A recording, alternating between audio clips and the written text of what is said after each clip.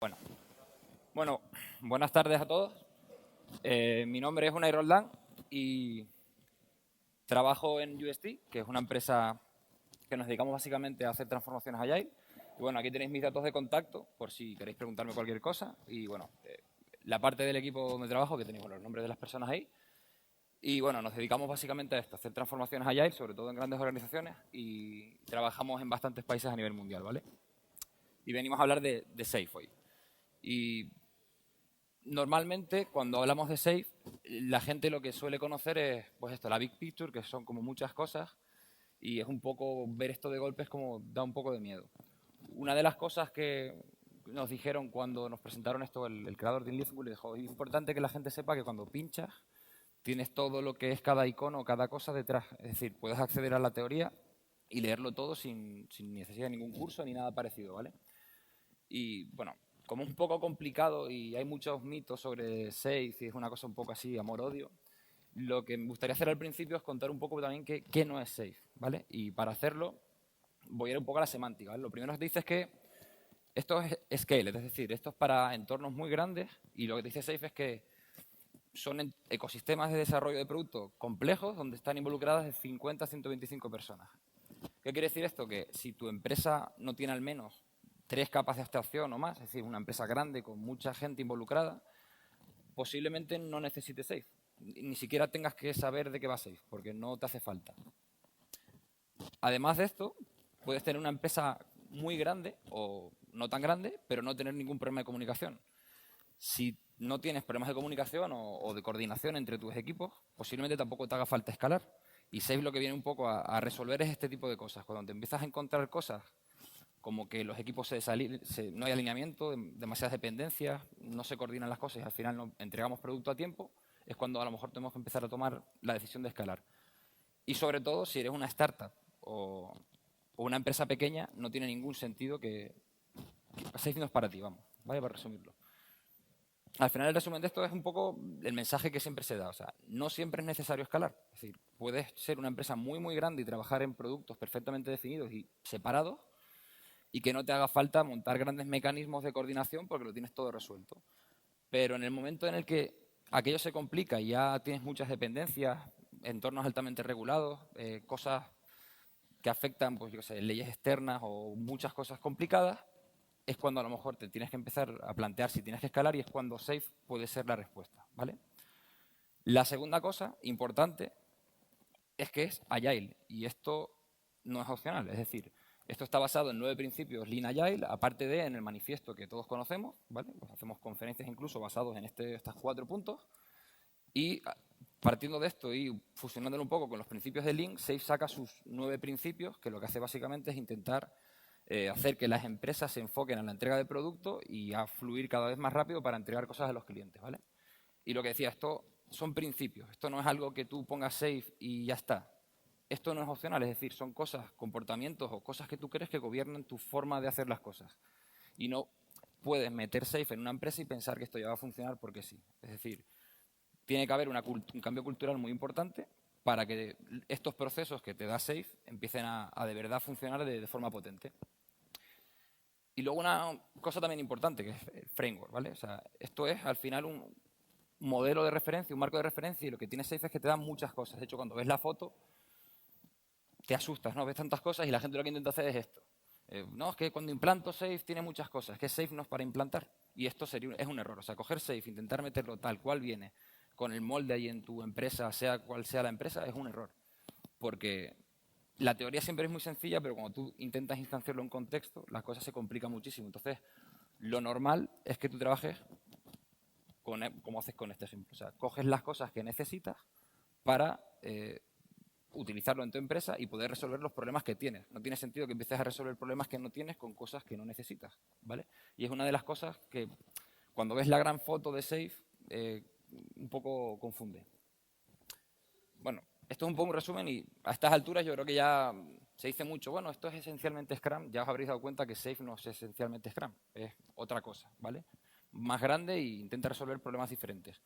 Porque, bueno, lo primero que hace es te respeta las capas de abstracción que normalmente tienen las empresas, con lo cual aquí, bueno, lo marca un poco para intentar trabajar a nivel de equipo. que es una de las primeras cosas que vemos, que a nivel de equipo todo funciona como funciona con Scrum. Es decir, Safe no entra en cómo los equipos hacen Scrum o cómo no. Es lo mismo que hacemos cuando somos de 3 a 9 personas haciendo Scrum, lo hacemos en empresas donde está Safe funcionando, ¿vale? Al final, ¿qué pasa? Tenemos nuestro proceso, nuestro planning, nuestra review, nuestra retrospectiva, tenemos los mismos roles, el equipo, un Product Owner, un Scrum Master. Safe te enfatiza, te habla mucho de las comunidades de prácticas también, es algo que ya conocemos, nada nuevo. Y la parte de la calidad de código. Tenemos integración continua, calidad de código, o sea, al final la calidad es una parte importante. Pero hay 3 diferencias a nivel de equipo. Y no son grandes diferencias, pero son 3 diferencias. Y la primera es que normalmente trabajamos muchos equipos en una gran organización y es necesario tener una cadencia sincronizada. Es decir, trabajamos en sprints del mismo tamaño y con la misma cadencia. Todo esto para poder gestionar dependencias y hacer que todo sea mucho más sencillo a la hora de coordinarnos entre nosotros. La segunda diferencia es que a nivel de equipo tenemos un backlog, pero normalmente trabajamos en soluciones muy grandes, cosas que un equipo solo no puede hacer. Por eso tenemos, digamos que el backlog se divide en 3 niveles, las épicas, feature, historias, y normalmente las features se trabajan en un nivel diferente de la empresa. ¿Quiere decir esto que todo viene de arriba y los equipos no tienen capacidad para innovar y tal? No.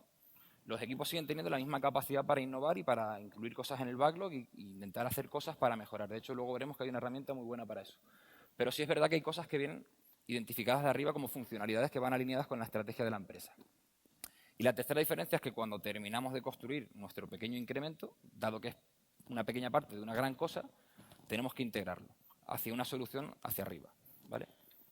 Como esto es una cosa importante, he decidido poner esta slide con uno de los patrocinadores para intentar entender qué es esto de un ecosistema de software complejo, ¿vale? Porque aquí vemos, bueno, una web de reserva de vuelos y parece que esto pues, es una cosa sencilla, pero en realidad cuando empiezas a escarbar un poco por detrás con todas las complejidades que tiene este tipo de organizaciones, podríamos hacer una separación tal que así. No tengo ni idea de cómo está hecho esto, pero bueno. Tenemos un equipo que hace una feature de reservas, tenemos equipos que te hacen el check-in, otros con el estado de los vuelos, un área privada, una parte de ofertas. Y estas son cosas que vemos y parecen que puede haber equipos dedicados a esto porque son funcionalidades muy grandes. Pero es que además tenemos muchas cosas que no vemos.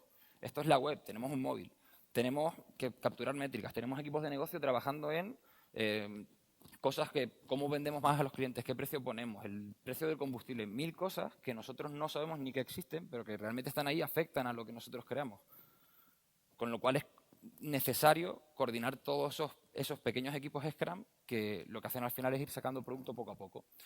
Y para coordinar todos esos equipos Scrum tenemos el nivel de programa, ¿vale? Básicamente te da visión, soporte y sincronización. Lo que hace es, tenemos el backlog de programa, decíamos, tenemos features que se identifican alineadas a lo que la empresa quiere conseguir para una determinada solución y tenemos un rol importante que es el de Product Management, que son la gente que tiene visibilidad sobre toda esa solución completa y que son capaces de identificar, basándonos en nuestra estrategia futuro, lo que queremos hacer.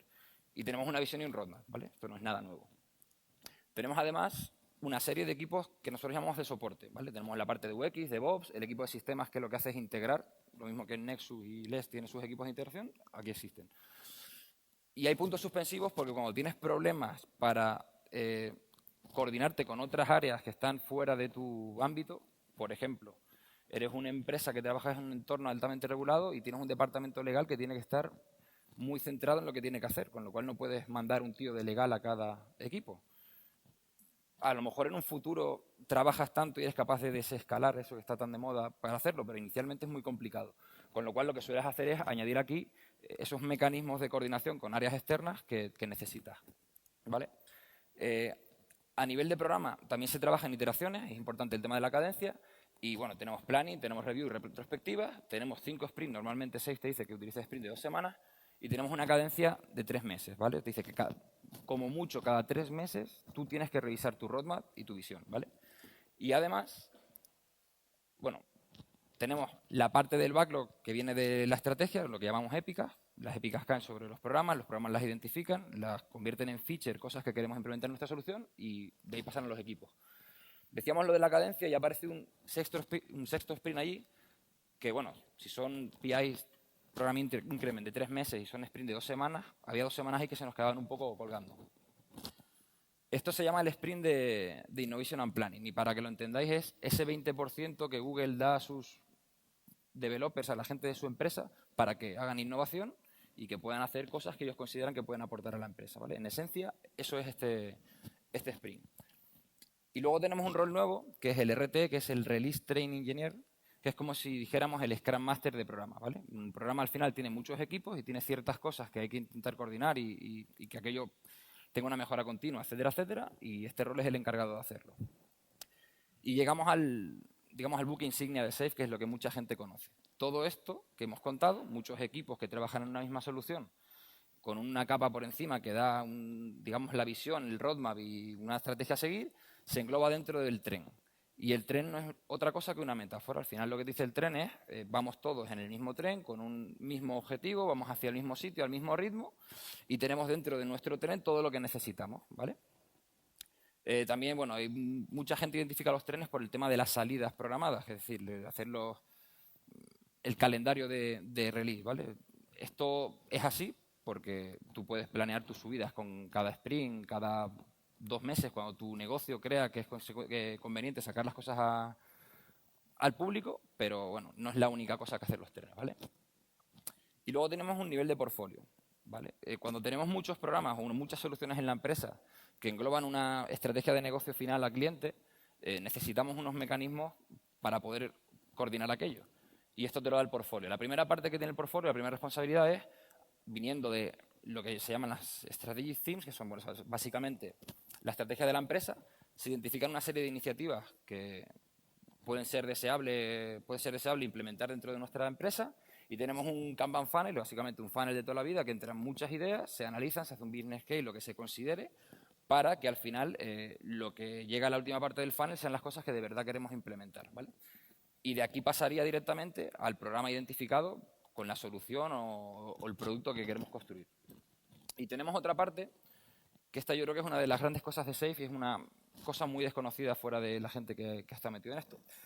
Que básicamente es que a nivel de portfolio lo que se intenta es abstraer a los programas y a los equipos del modelo de financiación para poder tener equipos estables. Es decir, nosotros tenemos que identificar unas cadenas de valor o flujos de valor al cliente y dentro de esos flujos de valor implementamos nuestros trenes, ¿no? Estos grandes equipos que se encargan de entregar cosas al cliente de forma cuanto antes mejor y sin dependencia, con la menos dependencia posible.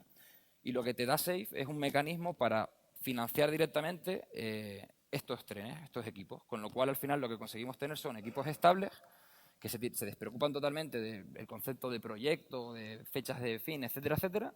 Y simplemente lo que haces es que financias cada product increment, cada PI, cada quarter, en este caso, cada 3 meses, X dinero. Y tienes los equipos de manera estable trabajando y aislados de todo este tipo de problemas.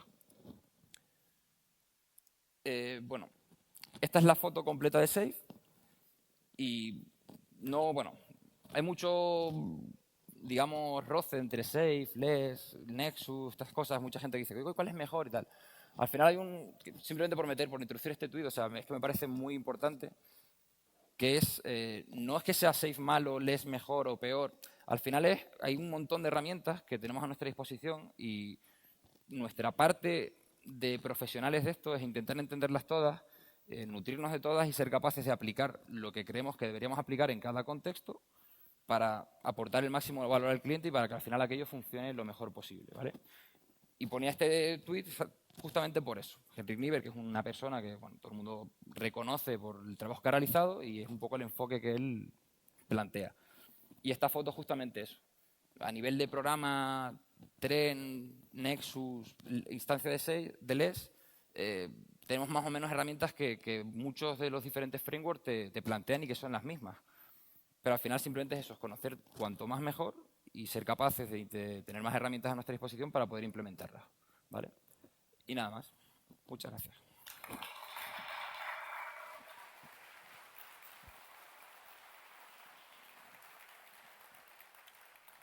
Este es el equipo de UST y, bueno, estamos por aquí si queréis contactar con nosotros porque buscamos compañeros, ¿vale? Y bueno, preguntas. Sí. ¿Cuándo una organización grande debe pensar hacer un escalado y una transformación utilizando Digo una herramienta, utilizando Safe. Uf. A ver, normalmente es un poco lo que yo es que me has dado la pregunta del millón.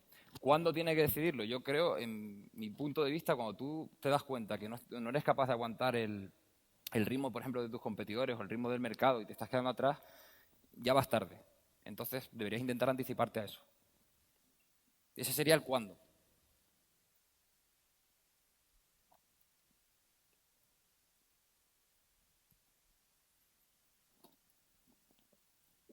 Nada, era por alusiones, era solo una apreciación de súper buen rollo. Estoy totalmente de acuerdo y me encanta lo que ha explicado. Solo una alusión, como has dicho, que los equipos estos de soporte estaban en todos. En LES no hay equipos de soporte.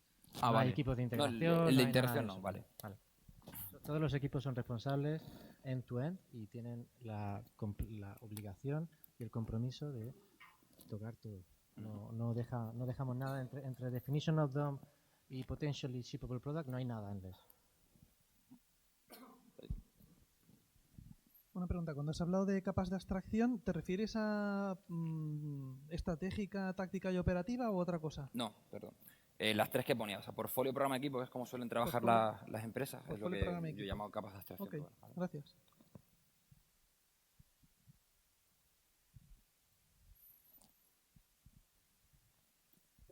Hola, buenas tardes. Hola.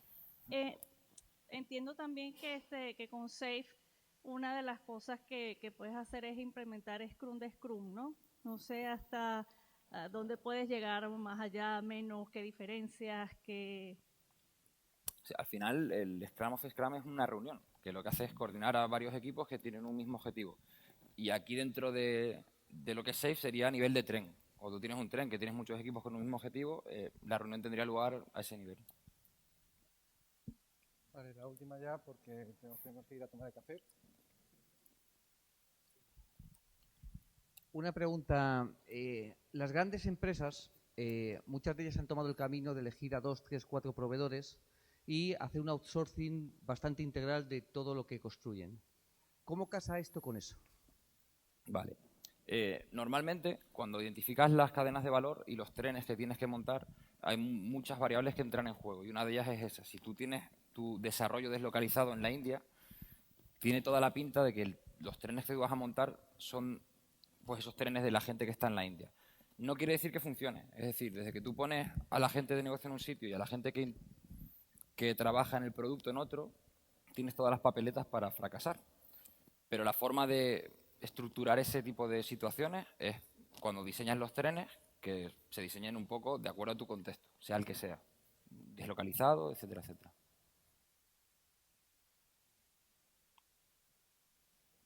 Bueno, pues nada, muchas gracias a todos.